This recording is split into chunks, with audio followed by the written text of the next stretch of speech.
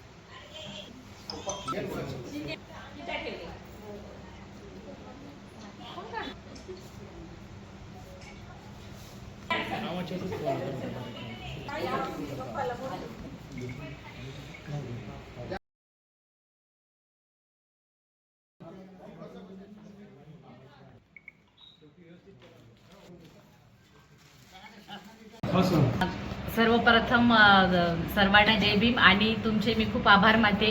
साहेब retire झाले तरी तुम्ही आमच्या घरी येता, तुम्ही आम्हाला विसरले नाहीत। पत्रकार बंधूंनो, आम्हाला खूप म्हणजे कौतुक वाटते तुमच्याबद्दल। नाहीतर एकदा माणूस रिटायर झाला ना त्याला थोडंसं हे करतात लोक, पण तुम्ही सगळे पत्रकार आम्हाला कधीच विसरले नाही। नेहमी कुठल्याही कार्यक्रमामध्ये तुम्ही येतात।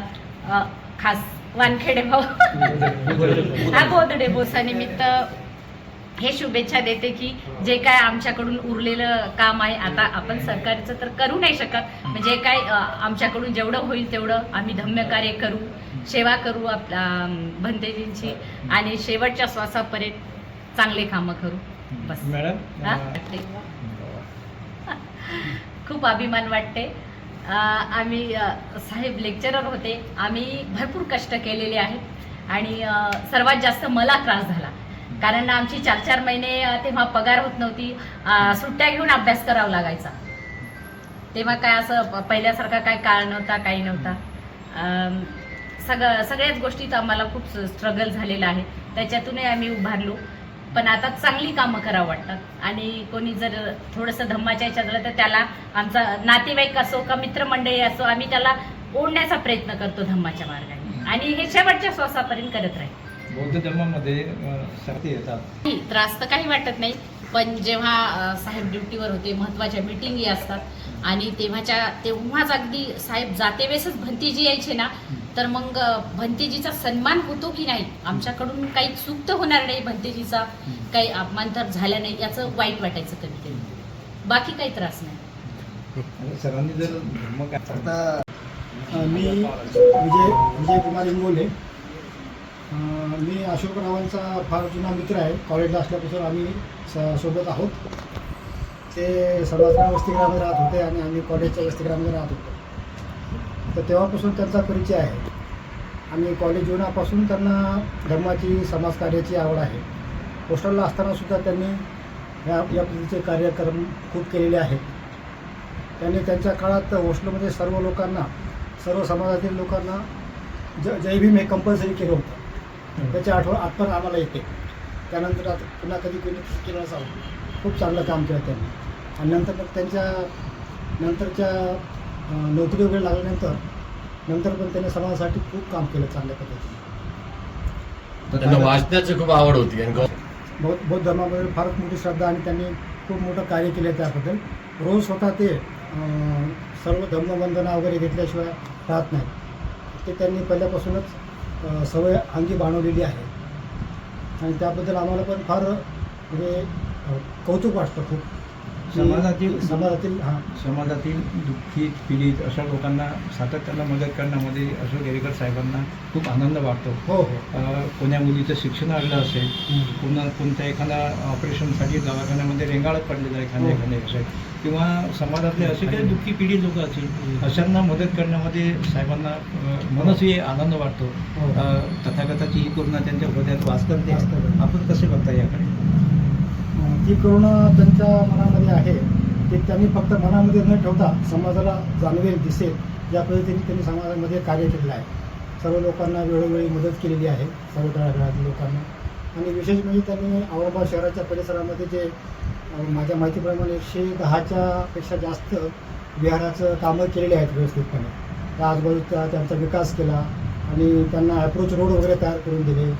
असे सगळे खूप चांगले कामं केले त्यांनी. जटवाडाकडचा रोड केला. या परिसरातल्या बऱ्याच आणि सर्वात मोठा त्यांचा हा प्रोजेक्ट म्हणजे मैत्री बुद्ध विहार जे आहे उस्मानपुरा परिसरामध्ये एकनाथनगरच्या जवळचं, ते जवळपास 5-5.5 कोटीचा मोठा प्रोजेक्ट त्यांच्या हाताने पूर्ण झालेला आहे. आणि फार चांगल्या पद्धतीने त्यांनी त्याचं काम व्यवस्थित पूर्ण करून घेतलेलं आहे. ते एक म्हणजे शहरामध्ये आठवण राहील सर्वांनाच त्या प्रोजेक्टची. झेंडीमध्ये पुन्हा बुद्ध लेणीमध्ये तिकडच्या परिसरात पण त्यांनी चांगले कामं केलेले आहेत. विद्यापीठ परिसरामध्ये पण त्यांच्या हस्ते खूप चांगले कामं झालेले आहेत. स्टॅच्यूचं काम पण साहेबांच्या साहेबांनी सुरुवात केली त्या कामात. गोपीनाथ मुंडे साहेब आणि प्रमोद महाजन यांनी जे डॉक्टर आंबेडकर स्टेडियमसाठी जो निधी दिला होता, त्या स्टेडियमचं अतिशय उत्कृष्ट काम सरांच्या नेतृत्वामध्ये सुरू आहे. त्यांनी म्हणजे आपल्या भेटलेल्या खुर्चीचा खूप चांगल्या पद्धतीने समाजाला खूप मदत होईल, उपयोग होईल या पद्धतीने उपयोग केला. अधिकाराचे बाबासाहेब जे म्हटले होते की तुम्ही मोक्याच्या जागा प्राप्त करा, त्याप्रमाणे त्यांनी मोक्याची जागा प्राप्त करून कार्यकारी अभियंता म्हणून त्यांनी फार मोठे काम केलेले आहे. सर्वांना जय भीम. आज माझे मित्र व व्याही श्रीमान अशोक वामनराव येळेकर यांचा 59वा वाढदिवस आज आपण सर्वजण साजरा करत आहोत. त्यानिमित्तानं आपण आज सर्वजण जमलेलो आहोत. आपण जे आज सर्वजण आलात आणि ते येण्याचं कारण मला असं वाटतंय की त्यांनी जे काही त्यांच्या सर्व्हिसच्या काळामध्ये जे काही सर्व माणसं जोडली त्यांच्या कामामधून, त्यांच्या वाणीमधून.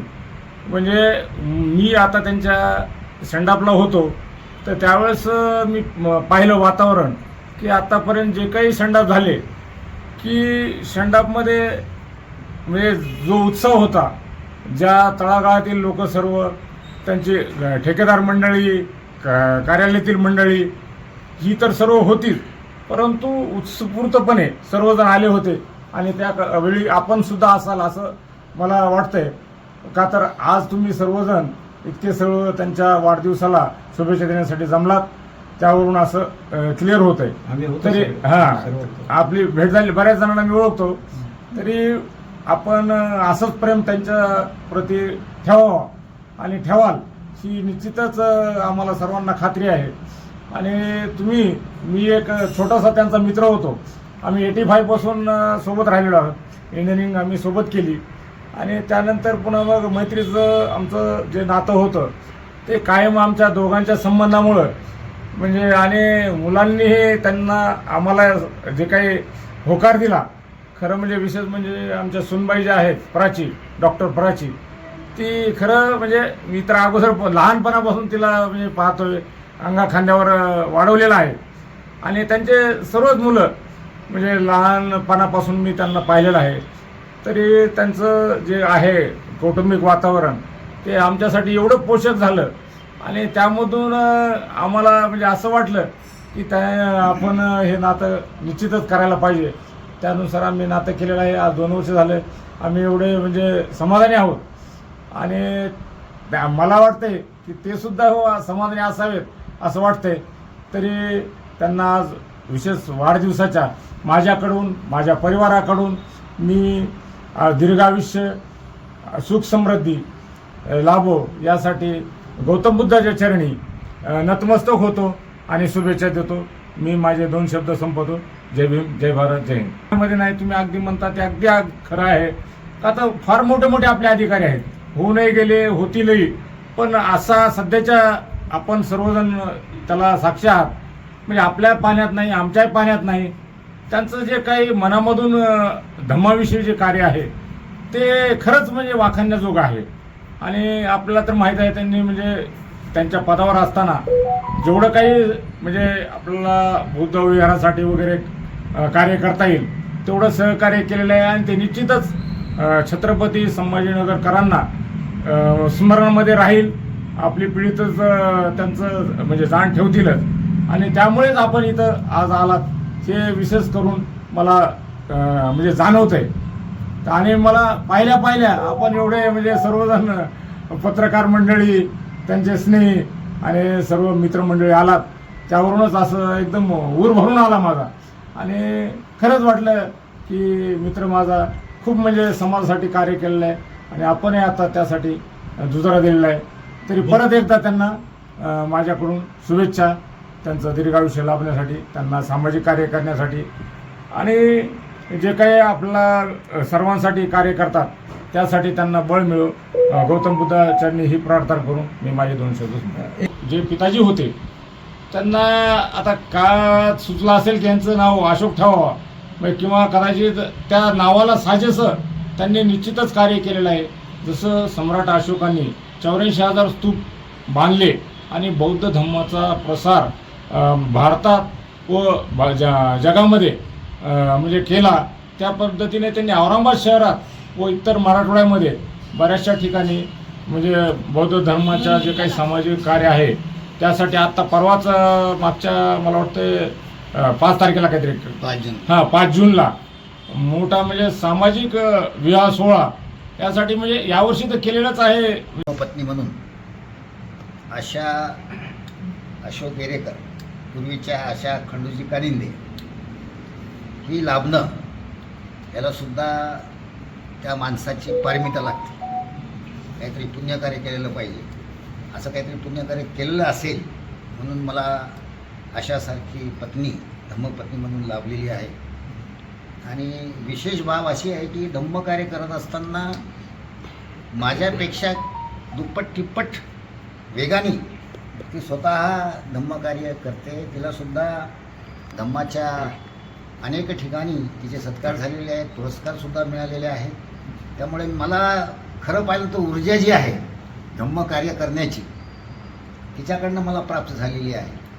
एखाद्या समजा धम्मकार्याला मी कार्यालयामधून वेगळं असताना जाता आलं नाही तर ती स्वतः जायची त्या ठिकाणी आणि तिथं माझी अनुपस्थिती जाणू द्यायची नाही.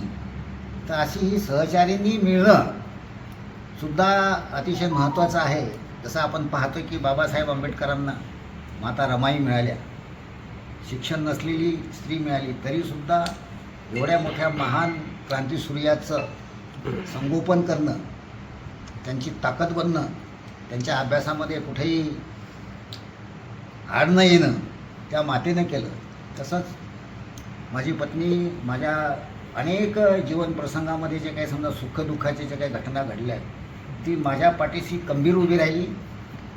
अतिशय वाईट परिस्थितीमध्ये सुद्धा तिने संसाराला जे लागणारी गोष्ट आहे ती निभवली. स्वतः एवढी मेहनती आहे. आजसुद्धा तुम्ही बघत आहात, आज जे भोजन तुम्ही पाहत आहात ते तिने 60 ते 70% स्वतः बनवलेलं आहे. आणि ज्या वेळेस भिक्खू संघ आमच्या घरी येतो, 50 असो, 60 असो, 40 असो, किती असो, ती स्वतः सकाळी 3ला उठून सगळा स्वयंपाक करते. आज कार्यकारी अभियंता म्हणून मी जर झालो असलो तरी तुम्ही बघत आहात बाकीच्या अधिकाऱ्यांच्या, तर हे जे संस्कार आहेत हे बाबासाहेबांनी रमा मातेंच्या त्यागाने आम्हाला मिळालेले आहे. त्यामुळे इतर अधिकाऱ्यासारखं आम्हाला वागता येणार नाही. ही जी काही बाब आहे ही आमच्या इतर अधिकाऱ्यांच्या लक्षात यावी असं या माध्यमातून मला सांगावंसं वाटतं. आणि सातत्यानं जी पत्नी किंवा गृहिणी मेहनत करते, आता ती 2ला दुपारी 2ला जेवू शकते, त्याच्या आधी जेवू शकत नाही, एवढं ती काम करून घेते. काम झाल्यानंतर, घरातले काम झाल्यानंतर 2ला तिला कुठं जेवायला मिळतं.